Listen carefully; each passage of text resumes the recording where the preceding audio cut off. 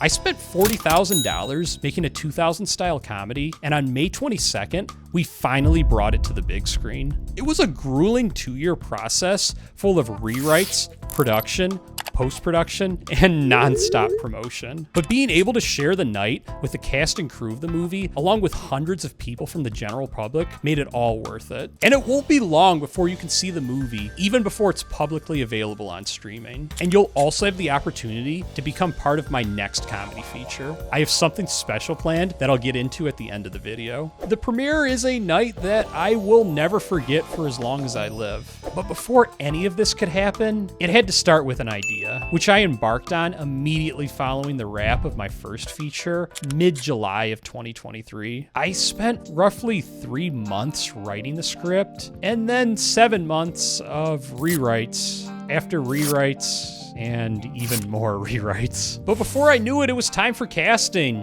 and then the table read, which is a lot of fun because that's the first time that you get to hear the entire script read out by the cast of the movie, and then rehearsals to close out pre-production. But then came the most demanding aspect of any film, and the part in the timeline that most movies don't even make it to: principal photography, or what you might know as production. We began shooting mid-July and wrapped early August for a total shoot time of 10 days, which, mind you, is only a tiny fraction of the amount of time that studio movies get to shoot. But when you're on a micro budget, it's a sacrifice that needs to get made. Afterwards, we took the movie to the editing room for 8 months before finally having the movie ready to premiere at the Michigan Theater. This is, of course, an oversimplification of the process that was getting Hometown Summer to the big screen, and I went into much more depth in a few of my other videos. And while making the actual film is quite the task, the few weeks leading up to the premiere is its own world of chaos. So we have a movie, but that's only half the battle, because no one's going to actually watch it if you don't actively promote it. And this process actually started about a year before the premiere, but now that we had a finished product, it was time to reach wider audiences via Facebook ads. But Facebook ads alone are not enough, as not everyone is on social media. So I developed a ground game and got 1,000 flyers printed out and spread them around town and door to door. Then I got an even bigger boost when the theater that we premiered at displayed our poster right outside the entrance of the theater. It was honestly surreal to walk by the theater for 2 weeks leading up to the premiere and just seeing my poster there and occasionally seeing other people checking it out. It was really special. But this wasn't even the biggest organic exposure I got, as I was interviewed by MLive, one of the biggest papers in the state. And I also did an interview with A2 Pulp, which is my city's entertainment and arts news organization. As we were days away from the big night, I put out final pushes on Facebook, Nextdoor, Instagram, and to my email list to come out and attend the premiere. I even posted something on my least favorite community of all time in Reddit, and the pushback was honestly quite brutal, which I guess is to be expected from Reddit. But hey, at least one person from the post bought a ticket. But we finally made it, May 22nd, the day we would officially premiere Hometown Summer and share it with the outside world. 2 years in the making. I had been getting daily ticket sales updates from the theater, and up to a day before the premiere, we had about 100 people bought tickets. And when it came the day of, I didn't even look at the sales report, because at this point, whatever was going to happen was going to happen, and I just saw no positives at all in getting numbers in my head leading up to the premiere. So to further take my mind off of things and remove any pressure whatsoever, I honestly treated the premiere like any other Thursday. I got up at the same time, ate the same breakfast I always eat. You know, I went for a run like I do every Thursday. I had the same post-workout meal. You get the point. But before I knew it, it was 6 o'clock. And it was time to make my 3-minute walk to the theater. You know, it's pretty cool having the theater be that close to my apartment. Cast and crew started to show up. We were actually fortunate to have about 80% of the cast and crew in attendance. But then people who I had never met before started to flood the entrance as well. You know, it's really flattering and really grabs at your heart to see a ton of people that you had never met before, have no relationship with whatsoever, to come out and support this movie. It just meant the world to me. I really made every effort possible to go up to everyone who was a complete stranger up to this point and just thank them for showing up. Time really flew though. The next moment, it was 7:30 and we were ready to premiere. And so I went to the stage and I gave my opening speech, which primarily just thanked everyone again for coming out and for giving a call of support for movie theaters instead of streaming platforms. And then we were off. The movie finally premiered. The actual showing was a roller coaster of emotions. I mean, sitting in the theater watching a movie with an audience that you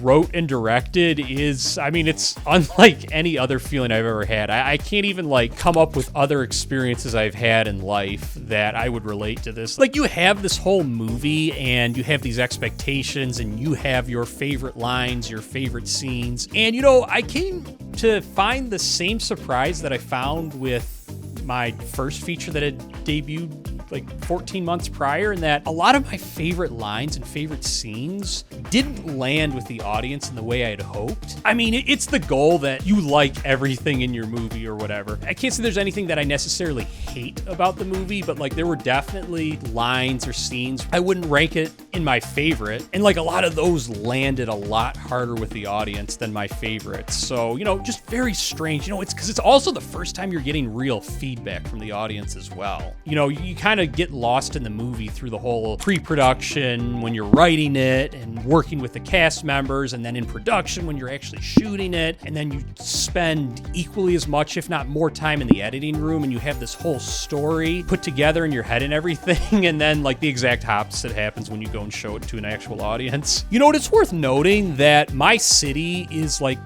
very much an arts-centered city. The movies they like are art films or just other traditional film festival type films, like something that would win at Sundance or Cannes. This movie is very much the polar opposite of those sorts of films. So all things considered, I actually think this movie was received surprisingly well by the audience that was there. But then that 90-minute experience came to a close. The end credits rolled and it was time for Q&A, where I was joined by 4 other members of the cast and crew on stage, and it was the time we had to interact as a group with the audience and field questions and tell stories of the experience. And I actually thought this went really well. It was a ton of fun, and it was so cool to actually meet in a longer setting the audience members who were just sitting there watching the movie. It's something that I didn't do with my first feature that I'm totally going to do with all of my movies going forward. Making a movie is a super collaborative process. There are just so many working components, so many different people that you get to work with, collaborate with, just share this experience with to get this final product. But also, like, when you're showing the movie, that is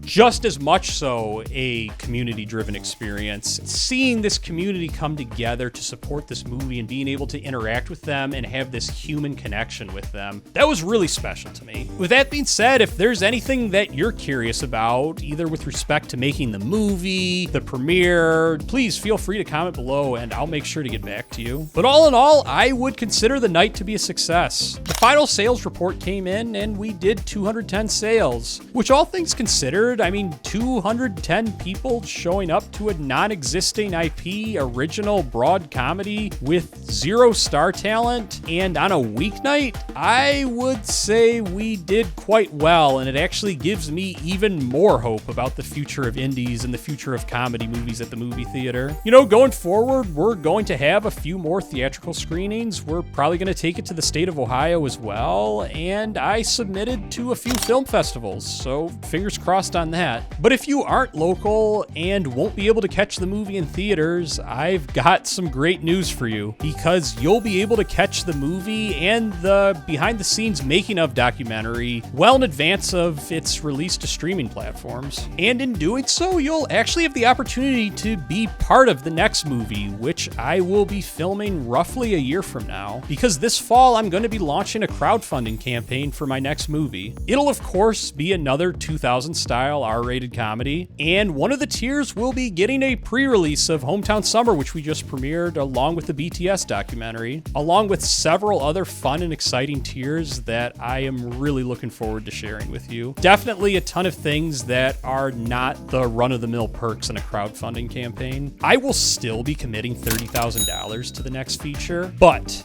The ultimate goal is to work with a much bigger budget so that we can work on a longer production schedule, have a bigger crew, and bring on at least one recognizable face from one of your favorite 2000s comedies to join the cast. I'll definitely keep you updated on this campaign, which I plan to release roughly around the end of September. Could be mid-September, early October, but in that general time frame. And of course, I will be launching the official crowdfunding video here on YouTube. But the best way to stay up to date of these happenings and any other snippets on the behind the scenes trail or any other exclusive updates about Hometown Summer or the next movie would be by signing up for my email list, which I will include in the description and in the pinned comments. But if you love comedy movies, you're going to want to check out this video in which I break down 5 upcoming comedy movies that are sure to break through the rough patch that we've been in with the genre. Get ready to see your favorite comedy movie stars make their return to the big screen. I break it all down